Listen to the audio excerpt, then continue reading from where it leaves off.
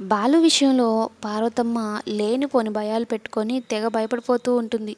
అల్లుడు గారు ఇంటికొచ్చిన విషయం, భోజనం చేసిన విషయం కానీ ప్రభావతికి తెలిస్తే ఏమైనా ఉందా? లేనిపోని గొడవలు చేసేస్తుంది.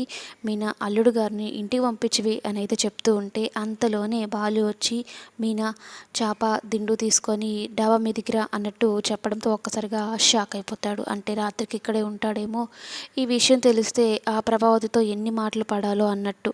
అయితే మీనా వాళ్ళ అమ్మకి సర్ది చెప్తుంది. ఏం కాదులేమ్మా, ఉంటాడులే ఇక్కడే, ఆమె ఏమన్నదిలే, ఆమె అన్నయ్య మేము చూసుకుంటాంలే అని చెప్పి ఇక బాలు మీనలిద్దరూ పోయి మెడ మీద కూర్చొని మాట్లాడుకుంటూ ఉంటారు. నువ్వు లేకపోతే నాకు అసలు నిద్రే పట్టలేదు తెలుసా పూలగంప అంటూ ఉంటే, ఏంటి నేను పక్కన లేనానా అని మీనా అంటూ ఉంటే, అవును గొడవ పడ్డానికి నువ్వు లేవు కదా అని అయితే కొంచెం సరదాగా ఆట పట్టిస్తూ ఉంటాడు. ఇక వాళ్ళిద్దరు కబుర్లు చెప్పుకుంటూ ఉంటే మీనా ఒక్కటే ఆషాఢం మాసం కదా, ఒక్కటే వచ్చింది, బాలు పక్కన లేడు అని మనుషులు గజాకి చెప్తారు.